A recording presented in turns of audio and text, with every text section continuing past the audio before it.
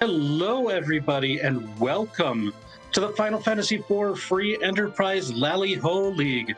We are right here. This is the first primetime match right here on RPG Limit Break, one of our great partners for this event. My name is Rex Raoul. I'm joined in the booth by Vitasia. Vitasia, we've got a heck of a tournament getting started. Well, it really got started last night, but this is our first primetime race that we're showcasing today. Absolutely, and what a way to kick off this LaliHo League. Dia versus Pankraz, two of our semi-finalists from the Highway to the Three Zone tournament that we just wrapped up. I guess it's been a few months by now, but from our tournament last year. These are two incredibly high-quality runners. This could be a final sort of preview that both these guys are going through, and we get it day one. Holy cow. Yeah, this is just, when you've got the luck of the draw, every now and then you're going to get these matchups between runners who have really proven their worth in that last event. This one, it feels good to be able to showcase this. We also get to showcase these flags that we're going to have for the Swiss portion of this event. There's some really interesting ones in here, a lot different from what we've seen before, especially if you've watched a lot of those Three Zone matches. What's your favorite flag of the new ones here, Vitasia? Oh my gosh, there's so many. I think my favorite one is the idea of the vanilla giant, which really hinders a lot of the movement that you can do. One of the popular strategies in not just Three Zone, but many other tournaments that we've had is that D-Machine grind that becomes so easy to do just getting a couple characters online. But with a vanilla giant flag, which is one of the new flags in the new 4.2 version of the randomizer, if you enter the giant, you got to commit to finishing the whole giant, both bosses at that point in time. You cannot exit out of it. So that really disincentivizes you doing the giant unless it's already part of another objective at that point in time. So, a traditionally easy grind opportunity has been taken off the board, and that really switches a lot of stuff up downstream. Absolutely. And as far as what you were saying, other reasons that you might have to complete the giant, what we've got as far as the objectives in this flag set for the Swiss rounds, the first three objectives you see there, the complete Cave Magnus, have Pokel forge the legend sword with adamant, and trade away the pink tail. Those three will be in every race. The other two are going to be random, either boss hunts or character hunts. And boss hunts, there's two bosses on the giant, so there is a possibility that giant will be required tonight. Is it likely? Probably not, but it is something that's there. And so these objectives are going to be something that our runners are going to be dealing with throughout this entire portion of the event, and I think that's cool. And the important thing to remember is we have to complete 4 out of the 5 objectives. You don't need to complete all 5. As it says right there, complete 4 objectives to win the crystal. Yeah, and boss hunts are always interesting because I liken it to a demist hunt that unlocks another objective or unlocks another key item. Ironically, demist is kind of a double hit, so we're really going to be doing some boss hunts on this particular seed because we do have to hunt for demist. We also have to defeat the dark imp, so that puts more heavy emphasis on places like Mount Ordeals. That is an early play that normally some players try to avoid if you possibly can, because it's 3 bosses just for 1 key item check. But hey, if you got to hunt for bosses anyway, that's not a bad trade-off. Yeah, you still get the added benefits of being able to upgrade your Tellas and your Cecils for completing it as well. But if those characters, you don't see them, we do have distinct 10 characters. So there will be 2 characters taking a rest every single seed. And we're off. And Cecil is not taking a break here because we've got Cecil as the second character along with Sid. One thing that you're going to notice about the characters once you get into the equip screen is another new flag, probably my favorite of the new flags, the C Neki flag, which means all the characters are just going to have some low-level weapon and no armor equipped. So that's going to really, you're not going to be able to know what you're getting right away when you see a character. Like, you're not going to depend on Edge having that bandana and black belt right away because none of that armor is going to be there. Yeah, as for a start, Sid is one of those characters that's more powerful early game, and yeah, maybe less so late game at this point in time. Uh, so his 20 levels will be beneficial. We do also have the flag set that gives us some dwarf themed armor, rune rings, wizard hat, wizard robe, and a dwarf axe, which Sid can equip right away. Doesn't matter what necessarily he has equipped, and be a pretty decent frontline fighter from the get-go. Yeah, and I think there's some runners who have really taken a liking to Sid in general in this flag set. His HP pool makes him really kind of useful at the end of the game for throwing curative items. His relatively low agility makes him a possible anchor even at high levels. So he's a character that I think is going to see a little bit more play in this flag set than may have in previous, especially since one of the characters who was one of the most popular in the previous event, Tella, isn't really as hype as this because of what you said about the D machine grind being lacking. All right, so Dia right now, a little bit of a straight line edge. I did see that both of our runners ended up picking up an hourglass there in the Watery Pass. Now, one of the things about how the equipment is distributed in the treasure chest is all of your tier 7, all of your top tier gear is guaranteed to either be in one of those key item spots or more likely in a trapped treasure chest. There are very few trapped treasure chests that are available to us early, but a lot of them, especially at this point in the race, do require some extra effort to get, like using an hourglass. So finding that hourglass early might change the way some of our runners end up routing to try to route in one of those trapped treasure chests early. We see Rydia, meanwhile, at the top of Mount Hobbs.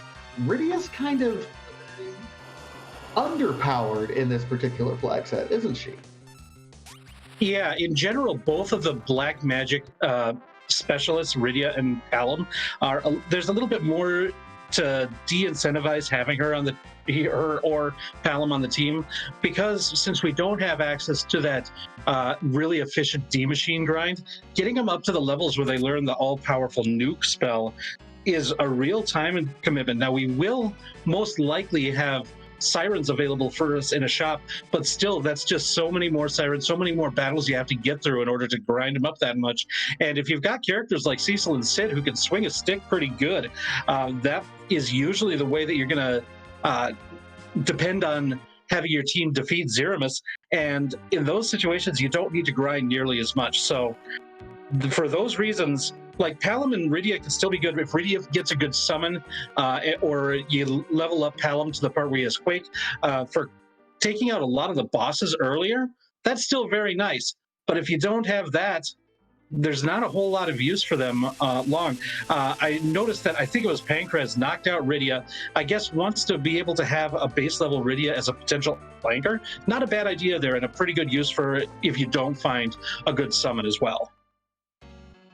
Well, it also looked like Pankraz was checking the summon that you get a free summon if you go up on Mount Hobbs. Dia is showing us the same thing right now. It is Asura, which is our free summon, which is not terribly useful because of its random nature either.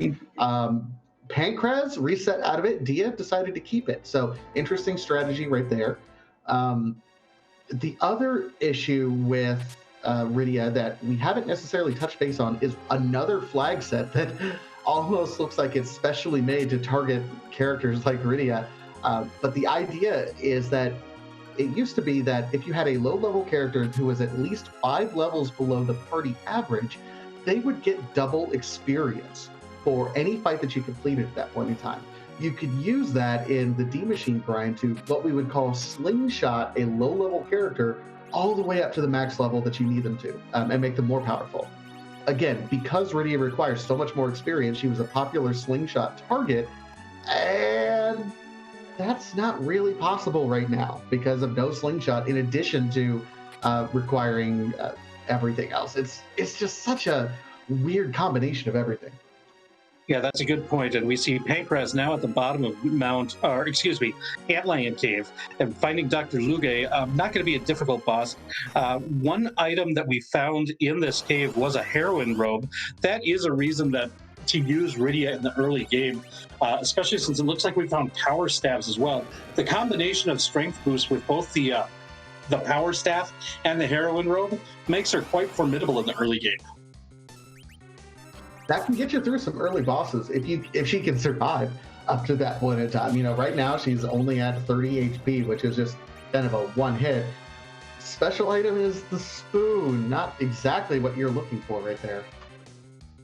Yeah, not required at all, but if you find an Edge or a Edward, can be very useful. Failing those characters, though, it's just a kitchen utensil. I've discovered a new trivia question that I think unveils a lot of philosophy about runners. Which would you rather have, a spoon or a moon veil? Moon veil. Anyone can use a moon veil. Only a couple characters can use a spoon. It looks like Pankraz is going to head on over to Fabul next. This is a kind of nice thing, especially after getting poisoned in the real fight against Dr. Luge. You get a free heal both before and after the battle in Fabul for the defense. So using this as a good opportunity to clear that poison status, as well as heal all the HP that was dealt by that poison on the walk. Absolutely. So we're getting ready to start the Fabul defense fight on Pankraz's side. Dia on the way, looks like going to be following pretty close in Pankraz's steps. It's interesting because they're following each other very closely at this point in time. The flag set is still relatively new. We're still kind of figuring out optimal strategies, and it looks like, Water Hag, what are you doing here? The runners are not going to be super excited to see what is basically a free boss in an early location. You'd really rather see those in really difficult boss spots like the Leviathan location or the Odin location, something like that, because then it's kind of a relief that you don't need to fight something that's going to just defeat your party with ease.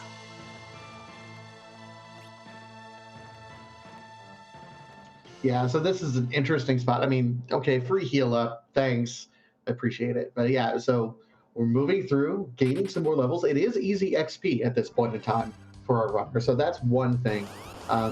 Depending on what we get here, we'll probably immediately go to Mount Ordeals as well, I imagine.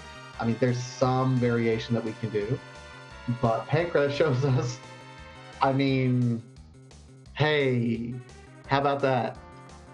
If you want an explicit reason to go to Mount Ordeals, getting an Excalibur is one, because you've got Cecil in your party. Turn him into a paladin, and you get the second best weapon in the game. Yes, please. Yes, please.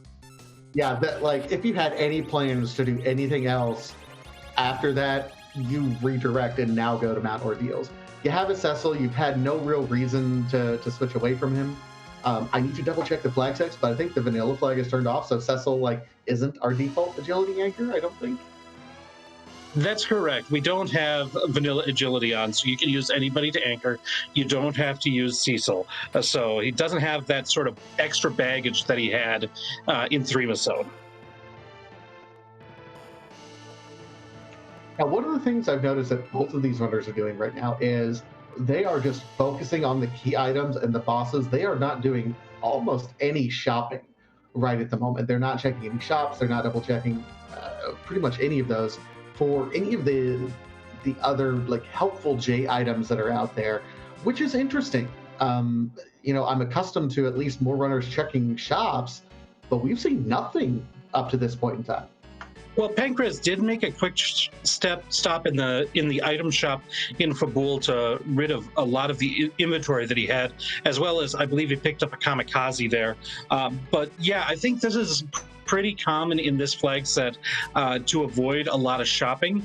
You're doing a little bit more looting because of the Sineki flag to start with, so you're going to end up getting a lot of what you need out of the chests, and plus you're kind of saving your purchases to the big ones that you get in the gated shops, either underground or on the moon, and that's kind of where you're going to be spending your money. We're not made of money in this because we've got reduced selling costs for everything that we open up in this as well. All right, so the Dark Elf is our first boss that's located up on Mount Ordeals. Interesting because, we have a Dark Knight Cecil swinging a dark sword right now. but I think Rydia is going to be doing a fair chunk of damage right here.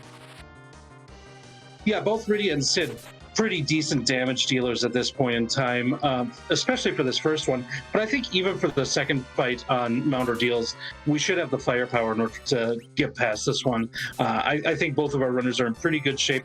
Pretty similar builds with their team. Looks like Dia going with a whip on Rydia, and Pankraz choosing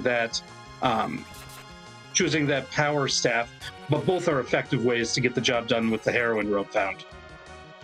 Help me out here. On the damage that Dia is doing, does her Rydia have that heroin robe equipped and is still middle slotting her? Yeah, and there is, especially in the overworld, a lot of runners tend to use a very fast agility anchor, because that kind of gives your character that can deal damage, especially a character with something like the heroin robe, to be a lot faster in general than the enemies. Whereas when you get to the more difficult bosses, you want to get your team more turns, your other 4 characters more turns relative to the enemies. So that's when you generally switch to a slower agility anchor. But yeah, it's kind of you got to make the call at the time, and some people prefer that fast agility anchor in the early round. I know that I've started playing that way personally. Oh, look at this. Dia is using a Silent Staff on Rydia, which Silent Staff already does. These are considered mage-type guards, so they're doing tons of damage to them, and then silenced at the same time. Oh, that's so good, Dia. Yeah, that's playing very heads up, making use of what you know is in your inventory at the right time, being able to call that up as soon as you see that boss. Very heads up play, re-equipping on the fly like that. Well played by Dia.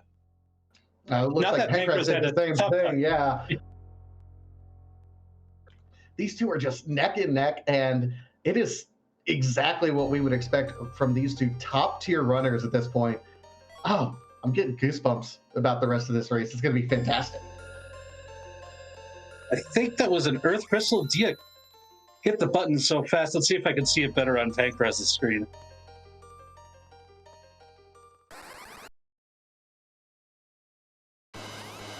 Yes, Earth Crystal. And the D-Miss.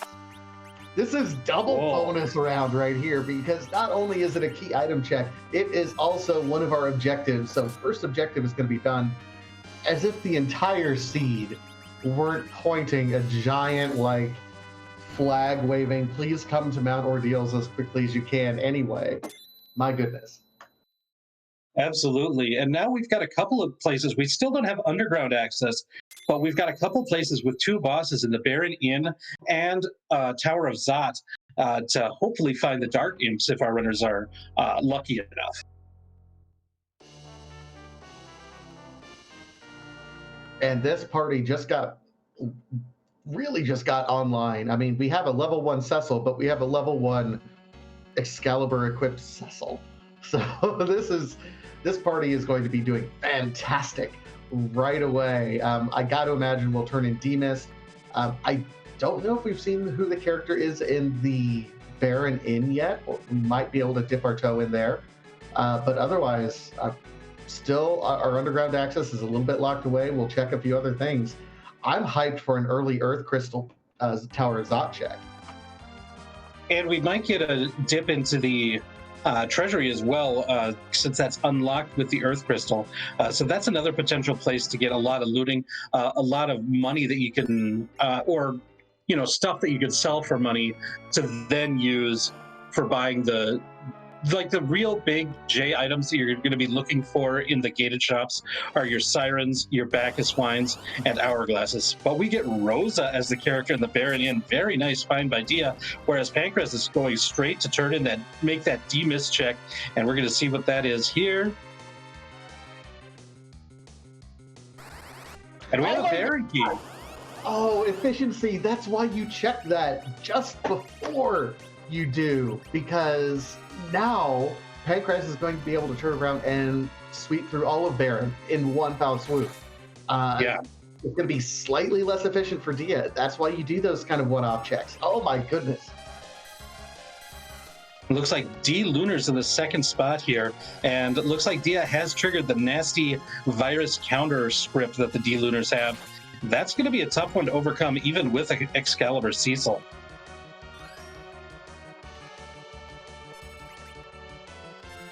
Well, Pankraz now going right where Dia did, with the Baron key in tow. Going to hope to get that Rosa and then follow it up with the play right into Baron Castle is what I imagine is on Pankraz's mind right now.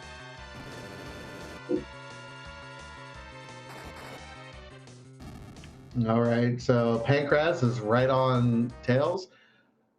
Who survived? Luckily, it's a no experience spot, so Dia does get through the spot, gets her superior white mage, and is also rewarded with the Luca key. That's one we hope we never have to use, but I suppose we'll take it for key item count. Actually, one that I think, because I mentioned sirens a couple of times before, and that's going to be the way to grind in most seeds, but they're not actually guaranteed to appear in a shop. And if they're not there, having that Luca key does have you gain access to the door grind. The trap doors give a decent amount of experience, and so that's just something that's in the pocket of the runners. That they hope that they don't have to use, but it's still good to have and not need rather than need and not have. Dia doing a requisite check here because we still are hunting bosses. We're still looking for the dark imps at this point in time, so still have to check these other kind of one-off locations. I don't think we've checked Watery Pass yet. Dia took a peek in there. It was a Lunar Sparkle, but just reset out of it, didn't see which Lunar Sparkle it was. Perfect. Now, Dia's got the Baron key. Now, this isn't necessarily a bad thing for Dia, because with the Earth Crystal, there is the nice routing of Zot into Baron as well. And so that could definitely still be an efficient routing decision that Dia's making. And she's heading over to Toria right now. It looks like that's where she's planning on going, and right into the castle. Yeah, this makes sense. Nope, I tend to agree. It is going to give us a treasury check, so we're going to rate that treasury, everyone. I don't know if we have the sound effect queued up, but that's perfectly fine. We're going to check to see if it's worth it. Now, we do know there's not going to be any of that tier 7, like, creme de la creme loot, but there still could be quite a few awesome items. Moonveil already. White Life Crystal. What? 2 ribbons? Ooh, 2 ribbons. That's an amazing... For no tier 7 loot. I mean, you had 2 ribbons, you had a life staff, you had a white lance, crystal ring. Like, that's as close to a 10 out of 10 as I think we can get in this flag set, if you want me to be perfectly honest. It was quite good. I'd be very happy with that, especially getting that life staff right after picking up Rosa, and to add on top of that crystal ring to help keep her alive. Yeah, I'm very happy with that. It'll be interesting because, again, that tier 7 loot is available in trap chest. There is one trap chest here in Tower of Zod. So far, it doesn't look like Dia's taking the bait. Says, I'm happy with what I got up to this point in time, not opening anything up. Pankraz is going to do his treasury. He will be just as happy there. But really interesting that, not even opening the chests that are on the way, maybe hoping for something nice. Yeah, you've got to take weigh the options of, is it worth it to invest my time? Like, at this point, what is Dia really looking for? You could get a crystal sword. You could luck out, get that crystal sword. But if you don't, you still have an Excalibur on your Cecil. That's pretty good, too. I just don't think there's as urgent a need for that at this point. And if you're really looking for it and you are desperate to get that potential tier 7 loot, then you're going to want to get all the chests in here, and a lot of them are in kind of awkward to get places, and I can understand just not bothering in this place as well. And I think that's the difference between good runners and great runners is, I consider myself at least a decent runner. I would still check because I'm greedy, but the great runners are the ones that know when enough is enough. You can get through it with what you got. And it looks like the first boss up here in the Tower of Zod is going to be the Karate Man. In this one, you get an easy win. If you've got Paladin Cecil, after he kicks the second time, you hit him once and he says, ouch, and that's it. So the fact that we've gone through Mount Ordeals means that this is just an easy fight all around. Dia already through. xPankraz is going to get that good news very shortly here.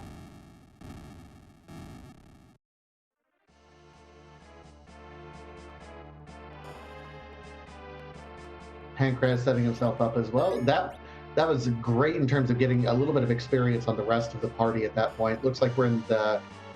I'll sit at 24. I don't know where the rest of the party's at, but looking good. Oh, hello, Edge. We picked up some decent ninja swords as well.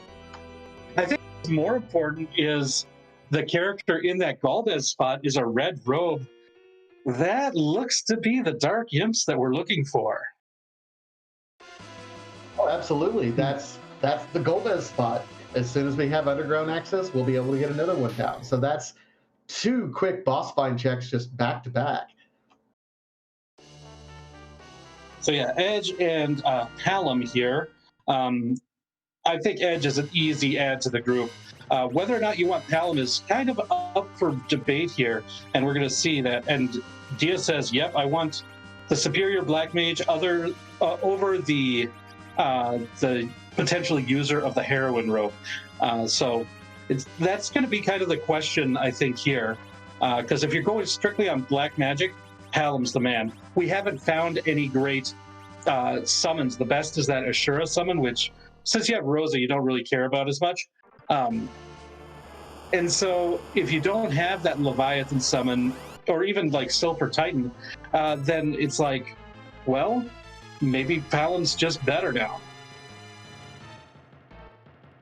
Well, at this point, you've got past the early game. So now you're in the mid game and are trying to set up the end game. And Hallam, I think, pound for pound, is just superior to Rydia in every way at the end game. Gets Nuke earlier, even in the mid game, gets Quake earlier than Rydia. And you haven't invested, you have a little bit of experience dumped into her, but everything up to level 20 is salvageable at that point in time. Ooh, looks like Dia making use of that spoon, darting that on the Plague just to get through it as quickly as possible. That's another thing about, you've got this one-of item. When do you use it? Dia says, I don't want this Plague fight to take any longer than it has to. Let's dart that spoon and get it over with. Yeah, it was a precarious spot. 2 new characters at their starting levels that aren't necessarily equipped to their full potential, with a limited timer because of that death mechanic. There are ways around it, casting life and pulling people up, but much more time saved just darting that spoon, acknowledging this is the best optimal time to use it.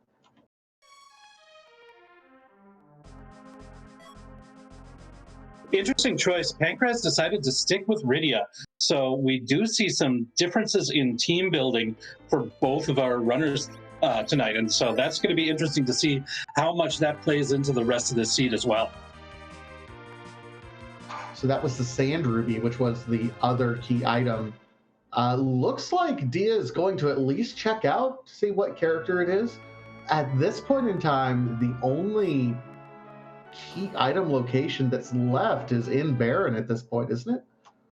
Yeah, I believe that's correct. And we get a second Rosa. Dia says, don't need another Rosa. One's plenty. Go back to the save right outside Baron.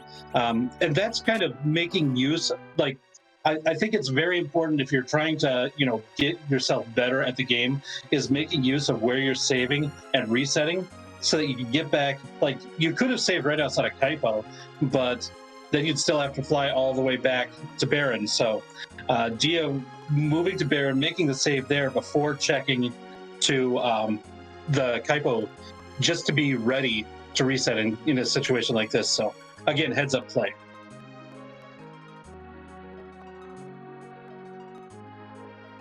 Yeah, you'll see that xPankraz is taking the long way through this particular Plague fight, and really it's showing kind of and highlighting what a heads-up play using that spoon right away was. Now, not that xPankraz couldn't get through it, he's through it right now, but in any sort of randomizer and it's a one-on-one race, just as important as to what you do is what your opponent does. And knowing that Dia used that, if an more optimal time comes later on in the race to use the spoon, that'll be great for Pankraz. But right now, I mean, that was a good minute that Dia gained on what is otherwise a neck and neck race. Yeah, that's exactly the point. If it's going to depend on if Pankraz can find a time where it's going to save him more time than it saved Dia here. So that's going to be the question as far as spoon usage. And that could even be Zeramus himself. So, like, we've got the entire rest of the seed to wait and see how that happens. Now that Edge is in the party, yeah, you better believe they're going to be thinking about when to use that spoon. Dia, I think the other thing that might be in Dia's factor is if you use it right away like she did, it's not in the back of your head anymore. You're not thinking, oh, should I use it here? Should I not? And it's just not weighing on you.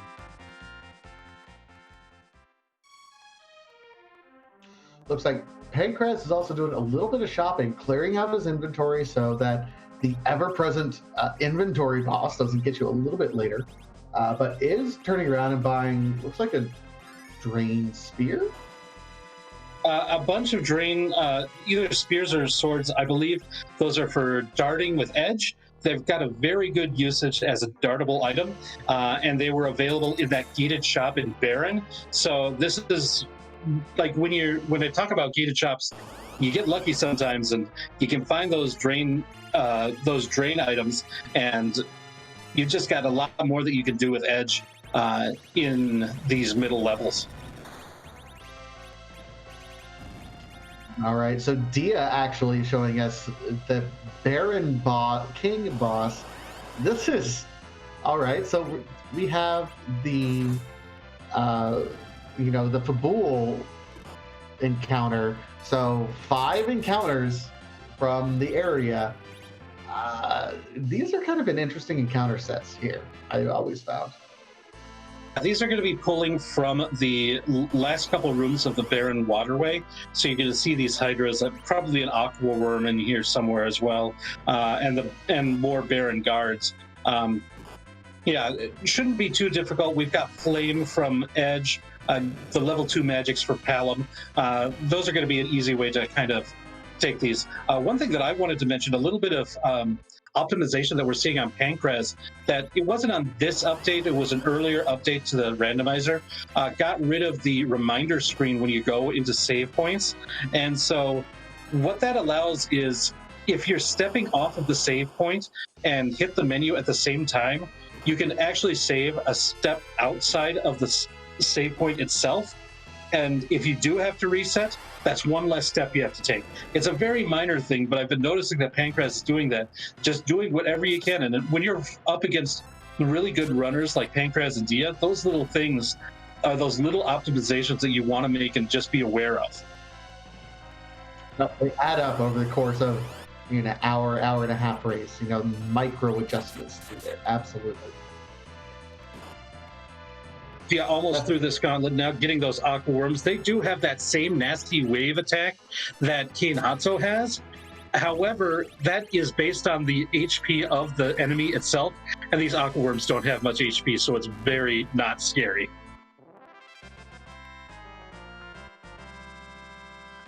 And with that, I do believe Dia is now through the gauntlet. We'll see what character is here, but frankly, I think we're at endgame party status. Ooh, I don't know.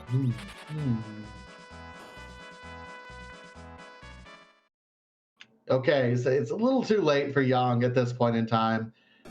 Pretty well committed, I think, to party at this point. I think, at least as far as I go, I think Yang and Sid kind of fall in a similar vein.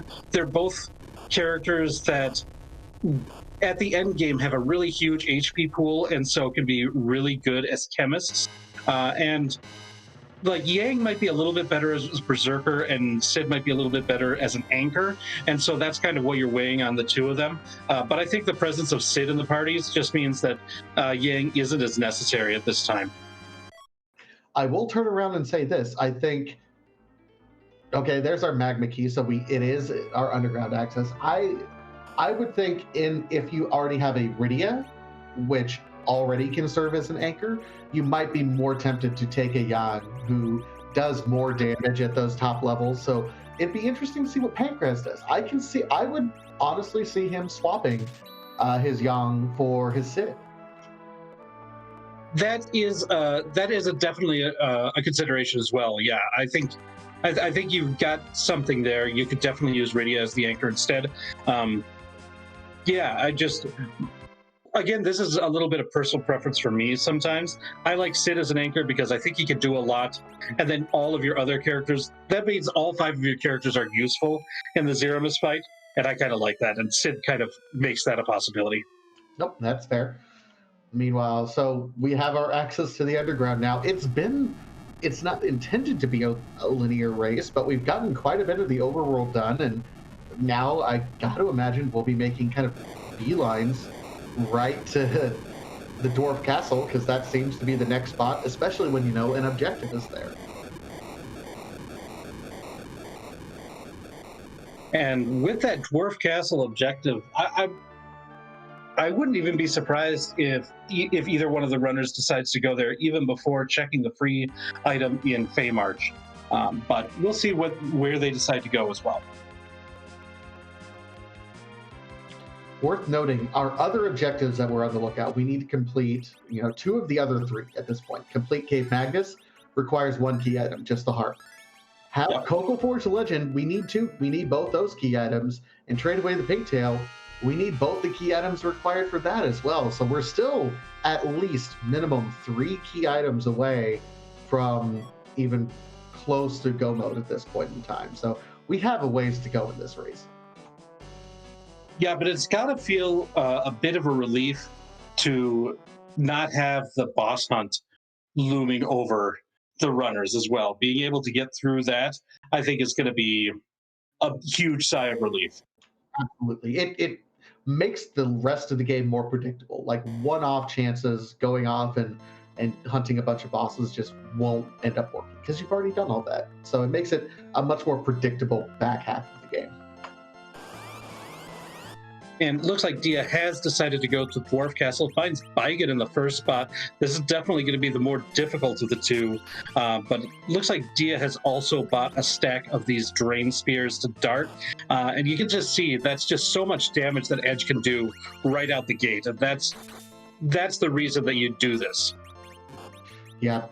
I think the whole idea is that the Drain Spears have a high attack power, but they lower the strength of the user equipping them. But yeah, Edge's dart ability is based on the attack power of the item without any of the stats taken into effect. So as chat's been pointing out, Drain Spears are, a relatively low-cost item that's out there that are cheap and can actually hit for quite a bit.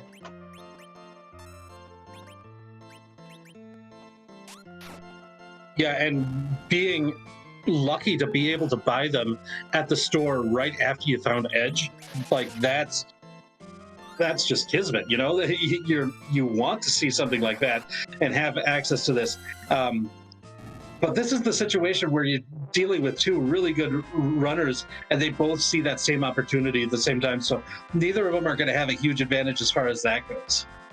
Yeah, let this be an instructional video for the rest of Lali-Ho, for myself and everyone else out there. Learn from these 2, because this is what peak performance looks like. You may not like it, but this is it.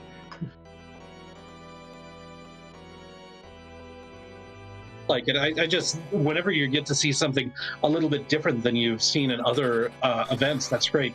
You could have used that spoon. Edward, the character in Baron, not somebody that either of these runners are going to be interested at this time, I believe. Making use of that hourglass to make sure that these dark imps go down really easily. Dia's going to get through this without any problems. Hey, Pankraz still has his spoon. That's true. We'll see. Does that hook him? I think there is an argument of taking him over Rydia, but I don't see it. Meanwhile, Dia does get through. That's the Dark Imps. Objective 5 complete. Fantastic work. Both of our runners, my goodness, just neck and neck at this point in time. Just you see the little micro adjustments between the two, and that's the only difference right now. Oh, he does make the switch, and we've got a spoon word online on Pankraz's side. That's just so cool. That's the other side effect. Now that might be the cost that Dia pays for using that spoon on the plague fight earlier.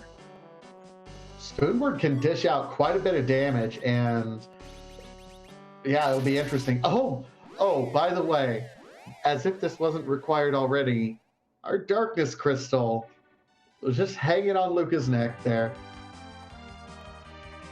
Yeah, now basically the entire game is opened up for Dia and shortly for Pankraz as the Dark Imps go down. We're going to go down to the Feymarch next. Gonna do a little bit of shopping, gonna check the free item chest, the vanilla rat tail chest, and maybe get a peek at the bosses and see what they might be up against, see if that there might be someone that might be a bit beatable. We'll see. Worth pointing out on Pankraz's side, he actually used the life potion glitch on one of the Dark Imps to get a little bit more XP for his Edward. Level 5 Edward isn't so great, but hey, plus 18 levels. All right, now we're into this point where Edward can deal quite a bit of damage. Just a lightsaber in the vanilla rat tail chest, so no trap or no key item there. We see Hourglass 2s for sale in the Feymarch item shop. Star Veils and Hourglasses. That's a nice item shop that we haven't seen. Hourglasses, like I said, I mean, they're so useful if you're going to be doing any treasure hunting, or it can help with some grinds here and there. It'll be interesting to see everything else. Nothing was in the dwarf shop when we checked it. I think we still have the Tomra shop to check then. Right, neither of our runners have head to Tomra yet. It looks like Dia wants to fight this purple robe. It's going to be one of the Mylon fights, and it's Mylon and friends, and nope, Dia does not want any part of that, but got the knowledge as to which fight it is. Sometimes that's really what it means, because you're going to have to reset anyways. Might as well get some information on your way out. So we also saw Odin at Leviathan, which, hey, that Edward might come in handy if we can find a lightning item to use. We can use some Thunderstruck mechanics, which Pankraz is absolutely capable of doing. I think I've seen him do it in the past at this point in time. So that might be an opportunity for Pankraz to have a little bit of route divergence at this point. Dia right now opening some treasure chests, going through here. We have an edge. We can steal sirens from these alerts as we're going through here. So not only is it a chance at a tier 7 item, but also, hey, let's sneak here and let's get some sirens and get ready for a grind. The other option for sirens, Pankraz just found them for sale in the Tomra shop. Also, took a chance to check out the job dwarf. I believe it was a farm equipment manager. And so, yeah, so you can either buy them, but they are expensive, or you can steal them, as you see Dia doing, but that takes time. So you've got to weigh your options on that as well.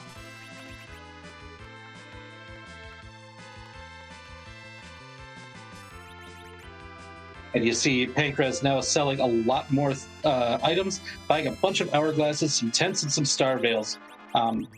Yeah, that's a pretty good shop overall. No, absolutely. And it'll be interesting to see what Pankraz does, because I do think Pankraz did buy a Thor Rage earlier.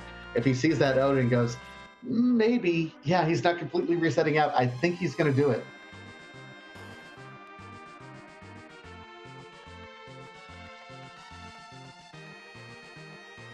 Yeah, so it's going to be really interesting to see this one.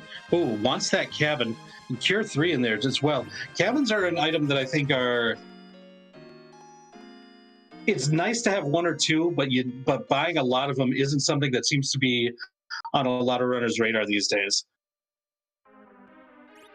But here we go. Pankraz now back into the basement of the Feymarch, wants to take on this Mylon and Friends fight, while Dia is climbing the tower. And remember, we got that tower key right at the very beginning of the game, so Dia's going to be able to full clear this tower on this run as well. Oh, and now seeing that it's Mylon and Friends wants to do a little bit of shuffling of what's equipped here. make sure that spoon's ready to go. It looks like we're going to be setting up for some cover strategies, having everybody at 1 HP except for Cecil, so that he's going to auto cover anyone who gets physically targeted for an attack. So a little bit of heads up play. That makes me think going to be going for that Odin fight right now. Meanwhile, Dia finding the Magus sisters up at the top of the tower. Tower's not a bad play since we already have the tower key as well. And we're still looking for quite a few key items. It makes sense. I'm really impressed by this check on Pankraz's side. He's moonveiling. Okay. He's moonveiling Edward. I think we're going to be trying to do a Thunderstrike strategy here. Get the moonveil to make sure that he survives, so that to the point where he can hide, and then come back out right in time to throw out the Thor veil. So yeah, as long as the timing is right, this will one-shot Odin for Pankraz. But getting it right can be tough, so we're going to check that out soon. Meanwhile, Dia not having too much problem with these Mega Sisters here. No, none whatsoever. So let's see how this all goes through. I mean, this is going to be pretty key. If, for example, Pankraz finds the Twin Harp here at this location, this completely turns this race on its head. If not, if it ends up being no big deal, then this is just that much more time that Dia has up on Pankraz. This might be a significant switch on the race.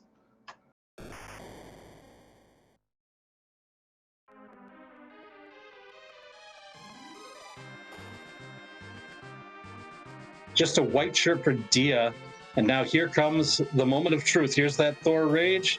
I think he got it. Thunderstruck Odin. Well played by Pankraz. That's just very good execution, making good use of that moon veil as well in order to ensure that the timing was able to be done well. And there's that Twin Harp. Rewarded for excellent play there, Pankraz is. He deserved that. That was so clutch. Pankraz feels really good about the rest of this race right now. Everything's been turned upside down. The rest of his party's dead. He's immediately going to turn that in because it's a free heal at this point. After he does this Silk Cave check, this is huge. I mean, this is absolutely huge. This is another race where knowing Thunderstruck strats really could be beneficial. Absolutely, and we saw everything go right. We got that moon veil. We got Rosa able to cast slow twice before the first Zentetsuken took her out. The Hyde got in, waited until exactly the right time, come out, able to get that Thor rage in and the Thunderstrike Odin. That was just a clinic of how to do that fight. Absolutely, and it paid off in spades. Dia so far just got a white shirt from the top of the tower. We'll see if she finds another key item that ends up being required. So it's not a complete waste of time, but my gosh, it's really hard to overstate how big that is for Pankraz. It is huge. We'll see if this is something that's going to help Dia, something like the hook or I guess like a piece of the forge maybe. But these are all, and it's just a defense sword. The whole tower was a bust for Dia. Although she did steal some of those sirens, so she's got those in her pocket ready as well. So it wasn't a complete waste. And, a white robe is not a bad piece of gear. It's just not really what you want. You don't want to get 2 non-key item checks. Just a rat tail from Sheila 1 at this point. There's 2 opportunities for turn-ins from Sheila. One, before when you first talk to Young in the underworld that Dia is doing right now, and once again after you bonk him with the frying pan, of course. The issue is you want to loop them together. Sometimes you can't, so it's worth a check. Only a rat tail. We still don't have a hook, so that's not necessarily a great opportunity there. Pankraz has stuff that he can do. Here's what I worry about. I worry about Dia running out of stuff to do and feeling like she has to go up to the moon, because that absolutely means she's on a 4 key item hunt versus really the 2 at this point that Pankraz is going to be on. That's a good point. It's still a possibility, depending on where this check that Pankraz has, if this is a key item that ends up being a bit of a rabbit hunt as well, that could give Dia a bit of a lead if she does decide to go to the moon first. We also have that Mylon and Friends fight looming, as well as the Luca key. So we've got some stuff here on the blue planet that are still open to our runners at this time. And remember, Pankraz hasn't gone to the tower yet. So that's another thing that might be, Pankraz might think, oh, there's still 2 key item checks there in the tower. I might want to do that before I commit myself to the moon as well. And we know that that's going to be a bust, but we'll see if that's a play if gambling on not going to the tower is a play that Pankraz wants to make as well.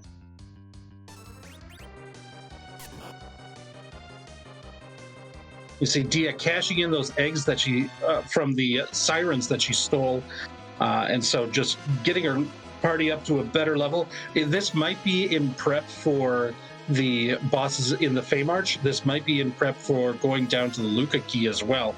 So looks like she's prepping up for something big here. It could be for the moon. Any of those are realistic possibilities for her at this time. Meanwhile, here's DJ Spoony B with the smooth hits.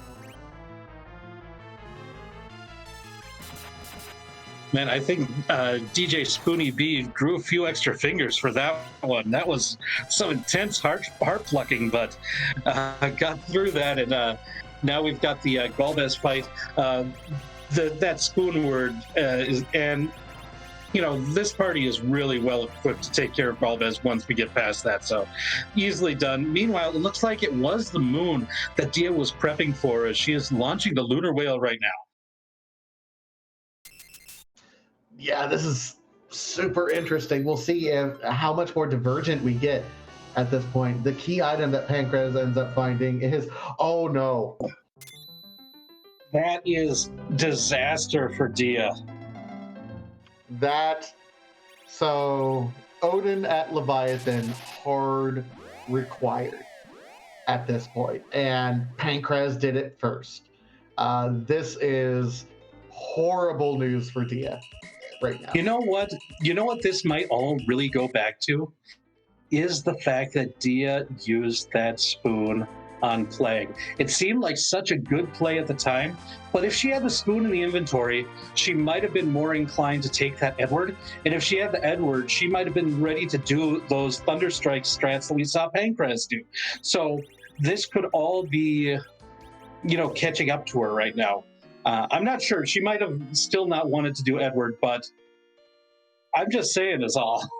So it's not the butterfly effect in this case, where a small thing early leads to disasters later. Is it the lunar moth effect? Can we call it? Is that appropriate? You could call it whatever you want. I'm just calling it bad news for Dia at this point. She's going to have to get really lucky with location, because the limiting factor for Pankraz right now is going to be that hook.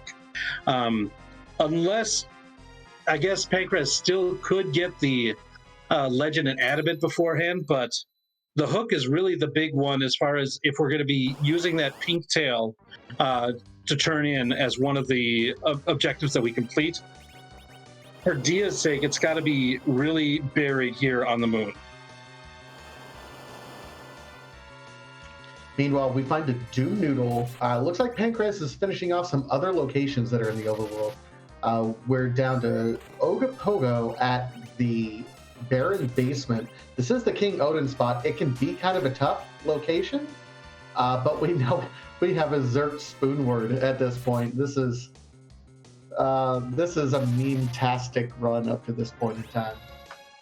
Yeah, also using a little bit of cover strategies on Cecil to make sure that Spoonword is a little bit more protected, and then we can wail with that Excalibur as well. So, yeah, this is a scary position, but Pankraz definitely using the tools available in order to get through this at probably lower levels than you'd be expected to fight Odin here. And this is not a pushover boss in this spot by any means.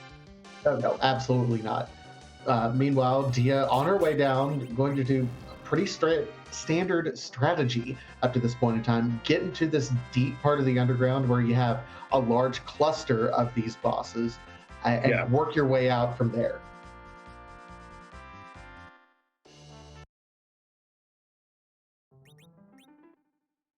Just a Dragoon Spear, and Pankraz going to reset out of that.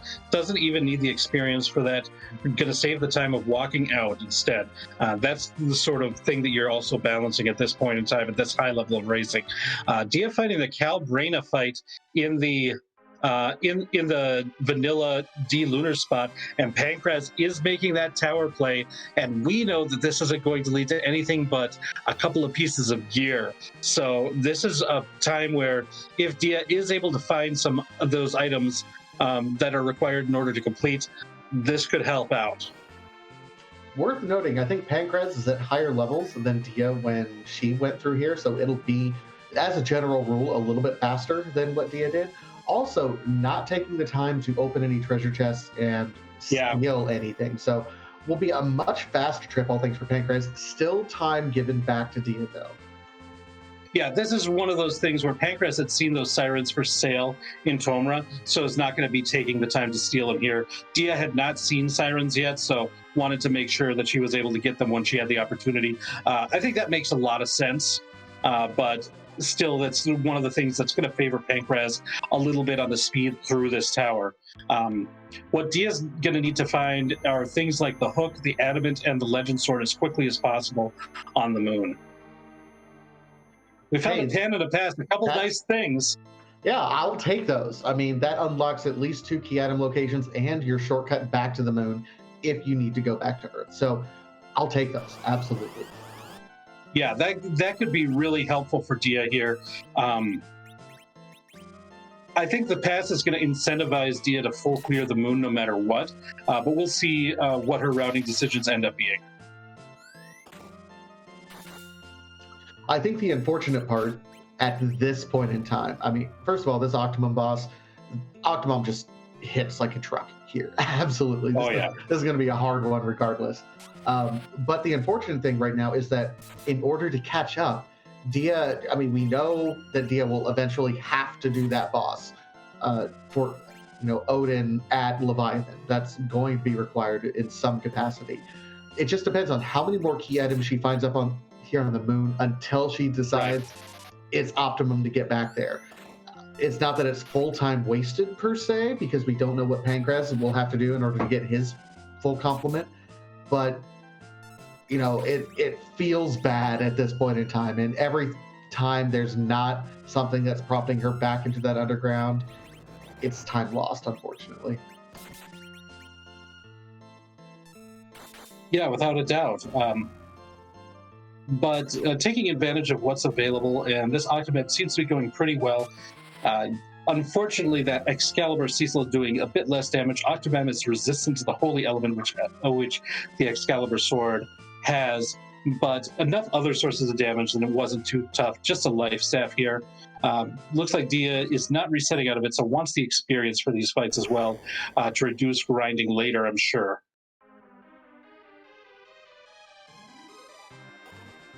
So that's 2 bosses down and 3 checks. So we'll have probably the Masamune spot, then the Crystal Sword spot, and then so we have 4 total checks left on the moon. We're almost about halfway through. Um, Now, like after this fight, you have to start balancing out. It's like, okay, what did I get? Should I go back now or not? Especially when you start getting to last locationing items. Yeah, and that's where the fact that she has the pass might play a factor in that. We'll see if it does.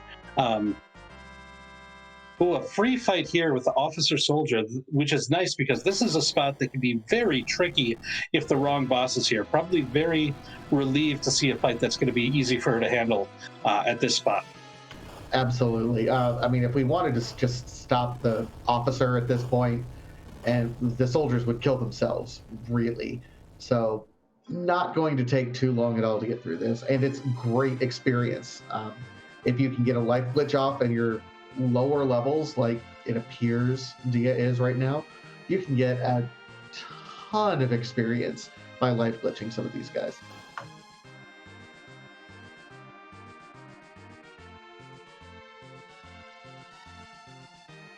Or you stone them all and call it good. What do I know?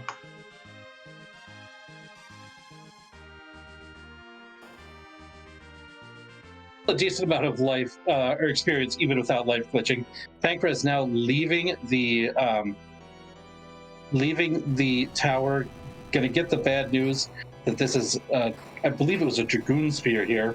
And we'll see if he decides to go and fight that Mylon and Friends fight, or go down the Luca Cave, or follows Dia to the moon.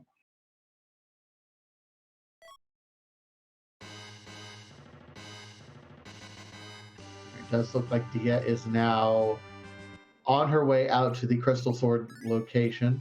No other reason to be making this walk at this point. Looks like getting that Earth Hammer.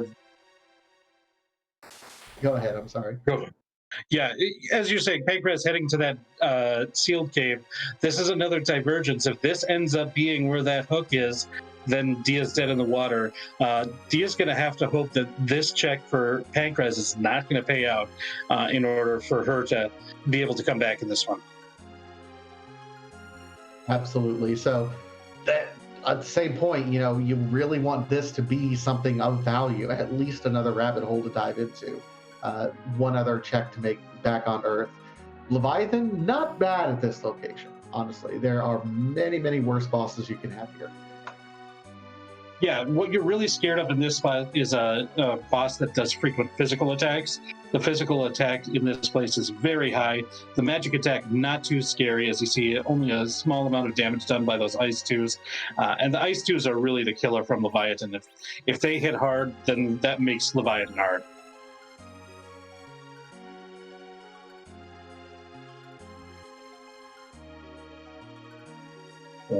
Pankraz almost down at the bottom of the sealed cave. We're going to get the moment of truth as to what the key item is, and we'll probably see a reset if this isn't something that's objective related.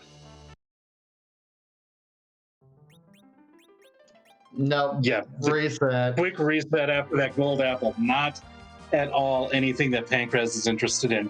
So now I think Pankraz just has the queen, or that Mylon and Friends fight, but that is not something that Pankraz is interested in right now. So it looks like going to be heading over to Nasidia to launch the big whale, but Dia has found the legend sword. One of the two for that objective one. So you're happy about that. You're not thrilled. You're like, okay, at least this isn't a completely wasted trip.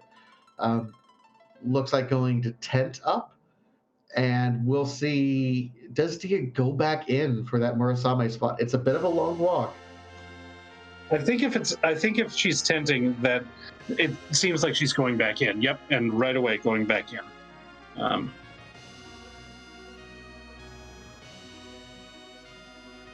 Yeah, E-Castle hook could be on pan, absolutely. I mean, there's nothing like hard locking the hook at this point in time. So, the few key items that we have out there, the last thing you really want to see at this point is the package. I don't know if we've seen Right. that at this point. Yeah, the package is definitely the big whammy of the key items that are left. Everything else is relevant.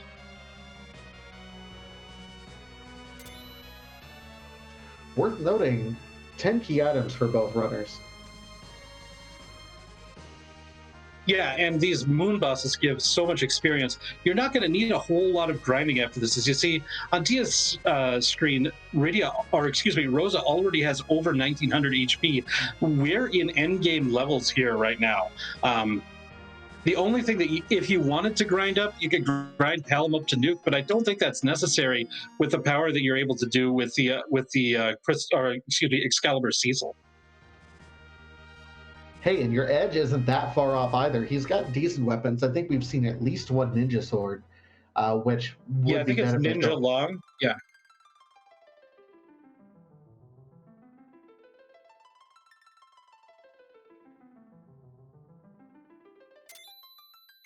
I mean, okay, it's not fantastic. It's not bad, though. I mean, you're not rocking, like, mute knives still.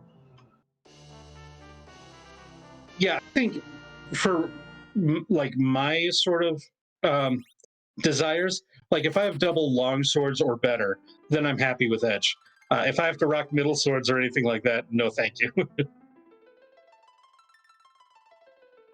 There's the adamant. So both halves of the forge are on the moon. That means we don't need the hook. If Pankraz does the same. That's true. If Dia was to go right back down to the blue planet, she could complete objective number 2. And if she fights the boss and she's going back to the blue planet, so that's good. If she fights that Leviathan spot, that Odin boss, she'll get the Twin Harp. Dia, if she goes to the right place, we'll see that Odin looms large because she doesn't have the same tools that Pankraz had to take it out. Yeah, I mean, that's tough. That's something that you take Edward explicitly for those sorts of situations, honestly. I mean, he has a spoon, so he can deal some damage, but his hide ability really allows you for some game-breaking stress, allowing you to beat bosses that you have no business beating. Edward's the only one who can solo Zeromus, for example, with the right setup. We do see Pankraz taking some time to grind at this point as well. So that's a little bit more time that Dia has to explore some of the options that are available to her. Now, she is at higher levels right now, so she might feel comfortable doing both of those Fame Arch checks at this point in time as well.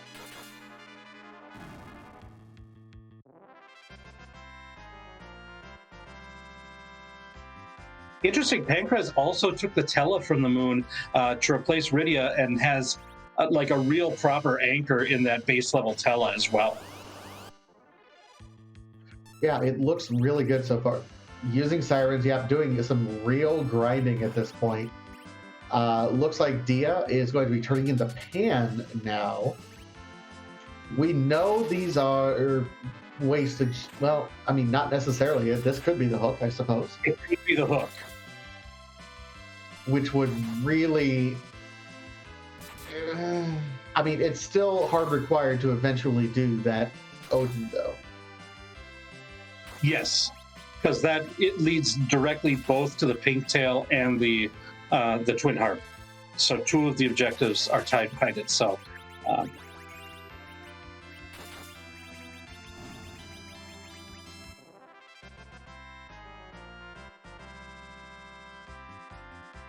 Oh, but sure, a crystal sword. Why not? Because your Cecil isn't already pretty nice.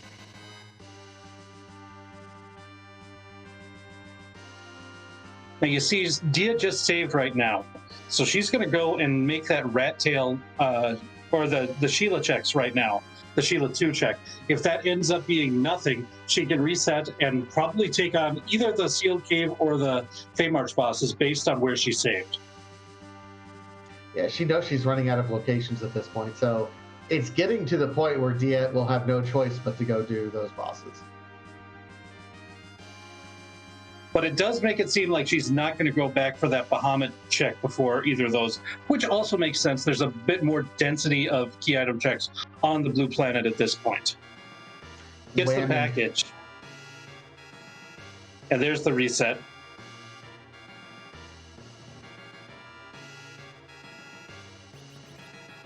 Yep, it's to those bosses. This is what she needs. Ooh, this is so close because Pankraz is going through those boss checks now in the moon.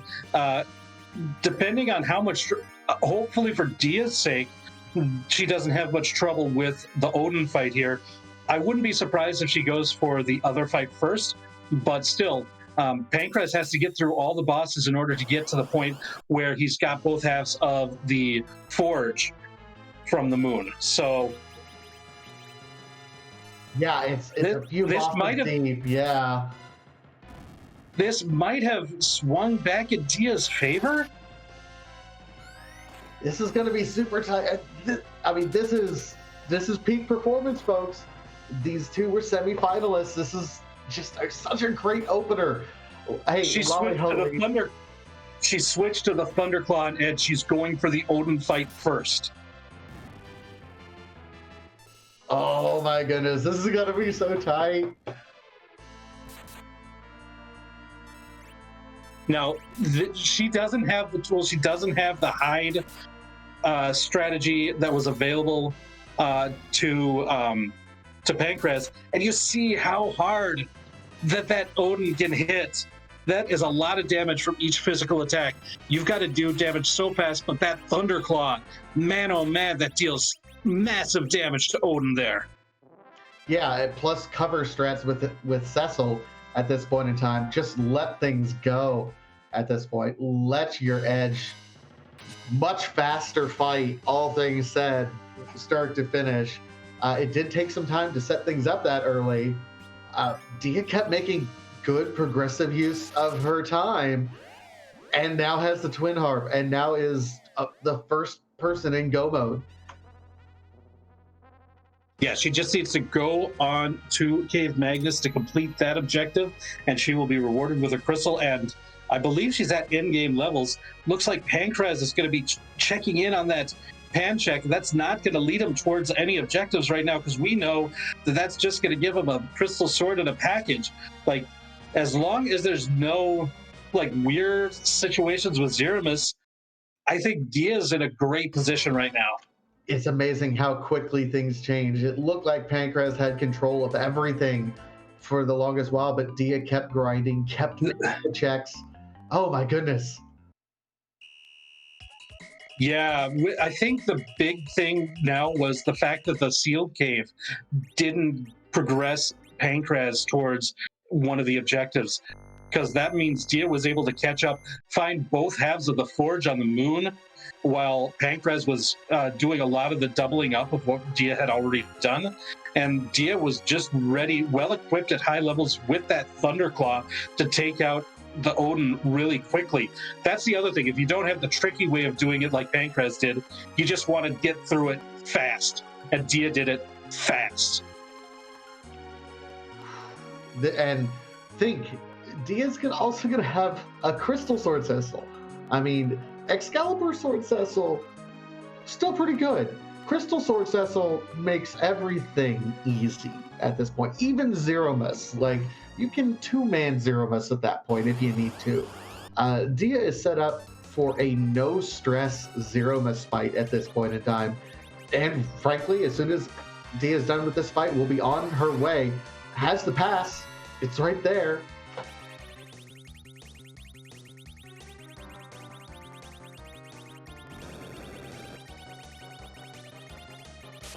Dia is going to have to wait through this me attack you plus the long Golbez fight that's going on too. I imagine Pankraz is, when we get this package, he's just going to reset and go right back to the moon as quickly as possible.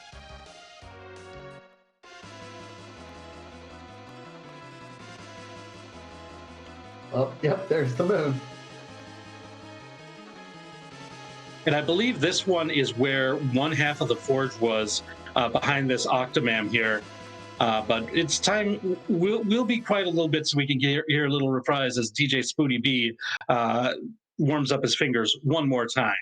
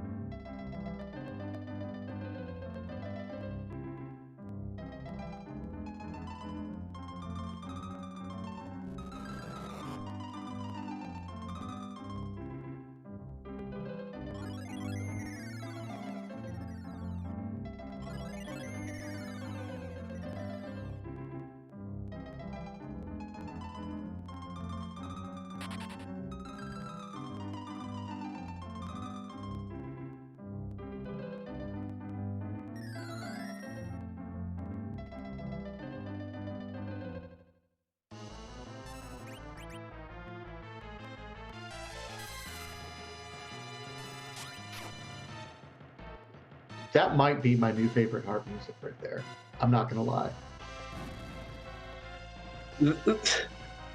Calamity did a great job on that one, without a doubt. Just some great tunes there. Lulbez is finally over. Dia, with objective number 1 complete, finds out and figures out, yep, this is hard required, but is the first one with 4 objectives complete with the crystal. Yep, and so now all Dia needs to do is set up for the Zeramis fight in order to finish this seed. And while she's doing that, I just want to take a minute to thank our Restream team tonight. We have Allie on the Restream right now. Dath is doing the tracking. Shout outs to Scala Kitty and everybody else who's been administering this tournament. Administering. There's a word that probably works there that I just don't know what it is. Also want a once again, big shout outs to everybody at RPG Limit Break. Wonderful partners of ours in the past, continue to be for this tournament, and it's great to be on RPG Limit Break for this first primetime race of the Lali-Ho League. In the meantime, it does look like Dia is setting up, and we have a bunch of flags. We have a question we like to ask at this point because, you know, we're a randomizer community. We like to shake things up quite a bit here. Final Fantasy IV Free Enterprise in the Lali-Ho League. There are now more than 500 different forms that Zeramis can take in his final form. 500 or more. Big shout out to Scala Kitty and her administration. 525, wow. So the question everyone always asks, whose butt are we gonna kick tonight? Absolutely, because it is butt time as Dia is just about to enter the fight. We will see that possibly new, possibly old, but almost guaranteed to be awesome sprite for Zeramis once that crystal is thrown.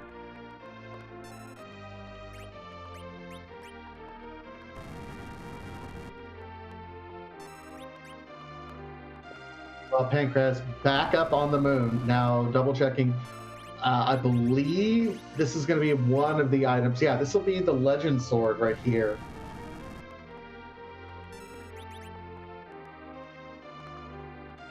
I think as long as Pankraz goes back in for that to fight the elements at the Vanilla Murasame altar, then He's just going to be a few minutes behind Dia.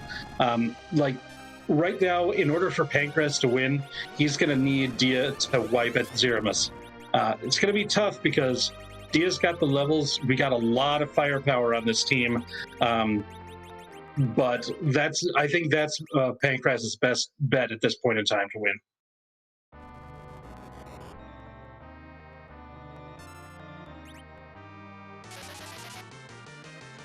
Wormsmas. I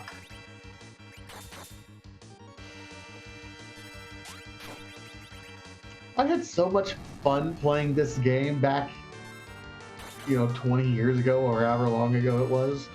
Yeah, it must have been like, I don't think I've played it for 20 years personally. Oh, Skull Kitty says this was Sheep Launcher's volunteer raffle sprite. Who'd have guessed that somebody named Sheep Launcher would want worms?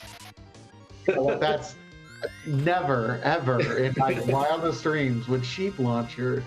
What? I never knew. Pankraz is going back in, so that means that it's going to be a check of the altar here, and so that should lead him to the other half of the forge here.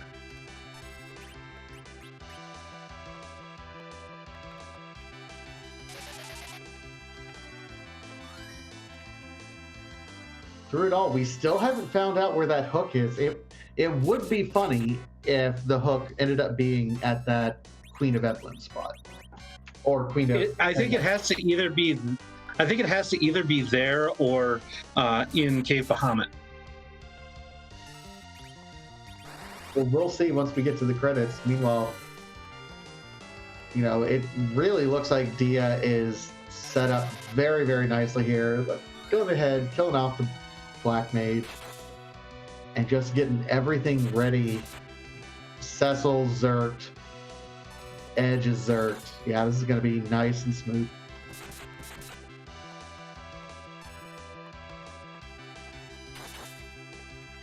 Well, Pankraz has completed this. We'll get the adamant here.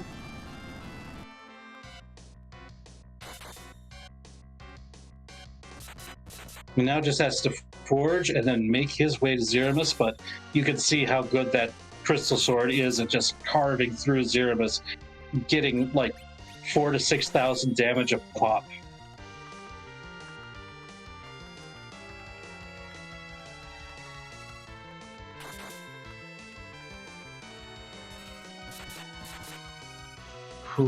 Crystal Sword Cecil go brr. I tell you what.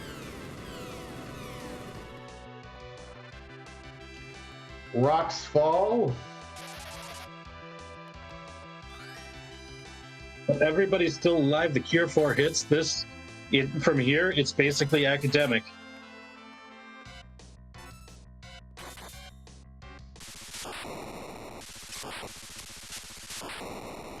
Flash, and there we have it. Big GG's, our winner, going to the 1-0 level here in the Swiss is Dia at an official time, 1 hour, 19 minutes, 8 seconds. Big GG's to Dia. Pankraz isn't going to be far behind, but this was a nail biter all the way. We saw it seemed in different parts that different runners were at the lead. It seemed to go back and forth. That play to get that Odin down so quickly seemed to be everything was falling in Pankraz's favor, but the placement of the items on the moon just favored Dia, and so everything's worked out, and I believe we are now joined by our winner of tonight's race. Dia, GG, and congratulations on your win tonight. Thank you.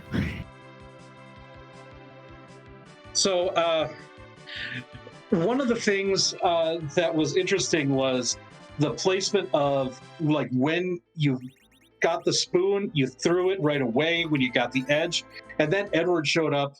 What was your thoughts around all of that? Because a lot of what we were seeing kind of circled around that. Plague was just going to be really annoying there, and I'd much rather just get that out of the way immediately. Spoonward, I don't really care about. Like, sure, he's good damage, but mid game, I have xCal Cecil, I have Paladin. I don't care about mid game. Late game, he's way too fragile. I just don't care. Fair enough. The linchpin was that hard required Odin at the Fey March. Of course, when you first saw it, that's a tough spot. What were your thoughts when you learned that it was there? Like, you decided to go there. I know you had that Thunderclaw edge. He was doing like 7,000 damage when you finally were able to do that. What was that? I guess, what was your routing decision overall in this? So, I kind of like, once I found that Darkness Crystal, like, Moon was really on the table. It looked really nice because we didn't really have anything on Earth. Like, Odin's there, but that's going to be very hard at my current level. I don't have Fit 3 yet, so I don't get that huge burst of damage. The Thundercloud's going to do a lot, but maybe Edge takes a hit. I don't get the Moonveil up in time to cover. It would just be a bit of a mess. So let's do a couple Sirens, head up to Moon, get the rest of my experience. When I come back down, that fight will be like that. You know, it's just super quick.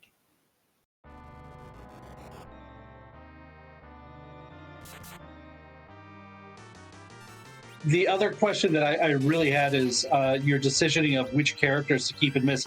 Sounds like you don't think much about Spoonward, but you also had that Rydia in the early part of the game, but as soon as you got Palom, you decided to make the swap there. Is that a play that you'll make? Does it depend on how many levels you got so far, or is that something that you'd want to make basically every time you have the choice? Yeah, that kind of just depends on the situation. This time around, Paladin was just going to be a better choice. I didn't have Syl. I didn't really have a good summon yet.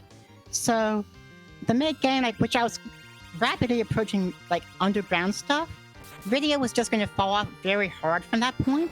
And Paladin would be able to, if I took Paladin, I could get him up to Quake, and he would do a lot for me at that point. So the swap there just made a lot of sense. When sometimes you may want to keep Rydia for earlier game stuff. Like, the Heroine Robe was really nice to get me through that early part of the game, but then, she's just going to fall off a bit, and unfortunately, I couldn't keep her.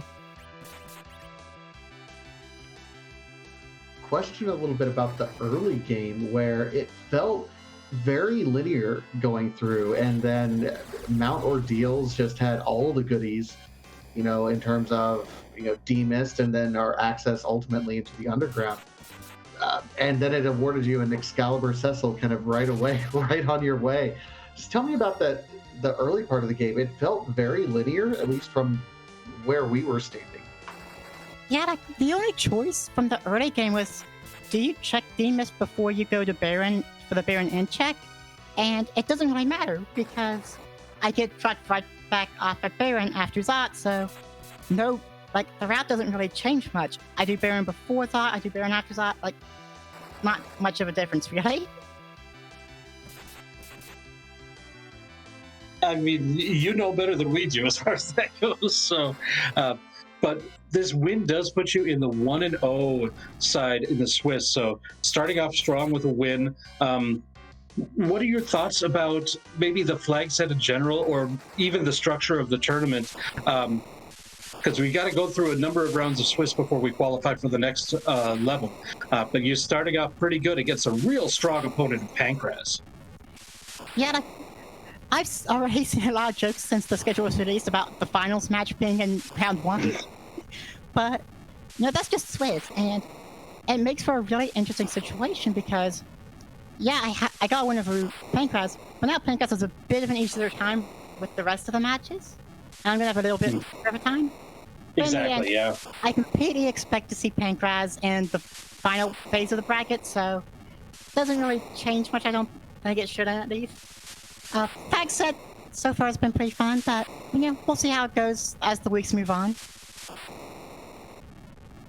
Well, did you have any other final thoughts in this first primetime race of this event? I'm just hoping that I don't get another finals opponent in the next round. Give me at least one easy round in Swiss, please. Well, we'll see about that. It's a lot like Final Fantasy IV Free Enterprise in general. Rando's gonna rando, right? Yeah, that's very true. All right. Well, thank you for joining us, Dia, and thank you for letting us watch your race tonight. And GG's on your win. Thank you. Thank you for the commentary, the restream, and the tracking. All right, so that's our winner of tonight's race, Dia. And now we are going to see if we can get Pankraz in for an interview as well.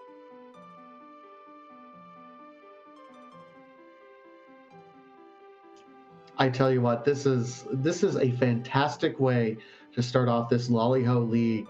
I know we're not technically the first one, but the first primetime match of Lali-Ho League. You can't ask for a better opener between two real top tier runners, and just how close this race was. And it sounds like we're now joined by xPankraz. GG's. Thank you very much. A tough fought race, and for a big portion of it, we definitely thought that you were in the lead. But the placement of those items, once you completed Cave Magnus, the location of the items just didn't fall your way. No, not quite. Like, as soon as I saw the pink tail from Cave Magnus, I thought, oh, that's pretty huge. I know that Dia can do Thunderstruck, she can do anything, basically, to get through that Odin.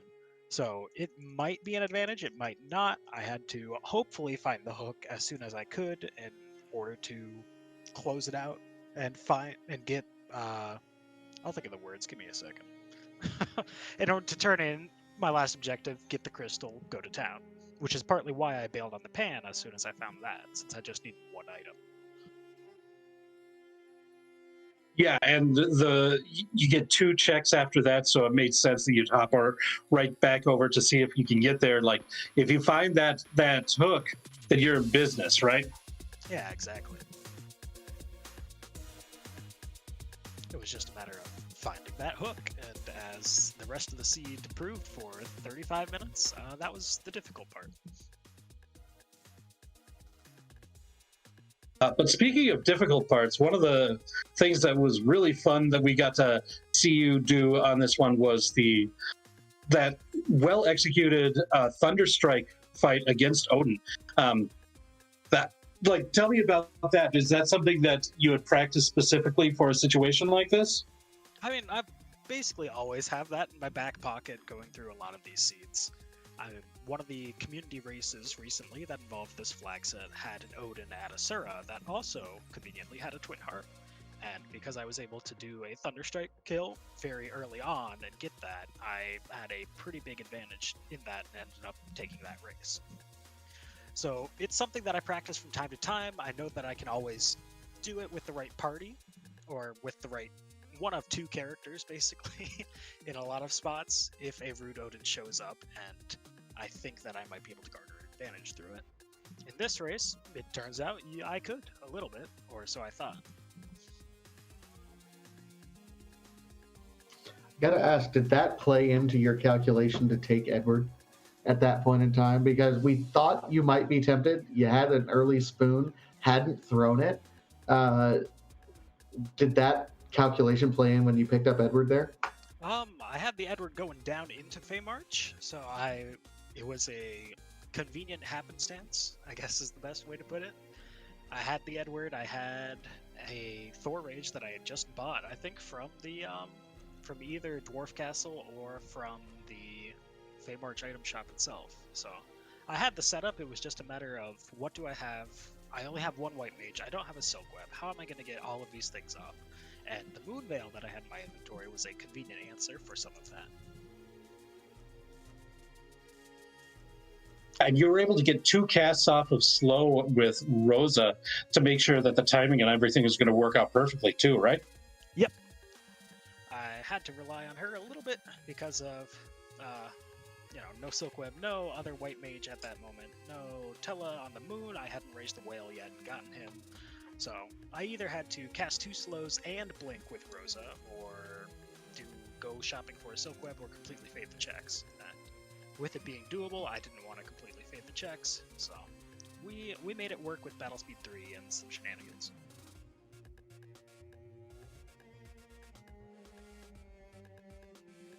Did you have any other final thoughts about today's race or this event so far? Not really. I mean, it's a really strong opponent in Dia for the first round matchup. GG's to her 100%. Like everybody's talking, oh, finals level matchup and so on, but I know I had to bring my A game, and I thought I brought it, but wasn't quite enough in this situation. I look forward to watching it back and seeing exactly how our routes differed and where I could save a little bit of time, maybe. That's a tough answer because, to be perfectly honest, it was pretty well neck and neck until that split when you did the Thunderstruck, and that was the key divergence. But like that, I thought was a good play for you, all things said. Yeah, everything after that really, yeah. Go ahead. Oh yeah, I'm not upset with any of my performance. I thought I played the seed well, I played to my strengths, and I made good decisions. And that's all I can ask for at the end of the day. Like, if the randomizer breaks a different way and then doesn't work for me, oh well. I did what I could, and sometimes it works, sometimes it doesn't.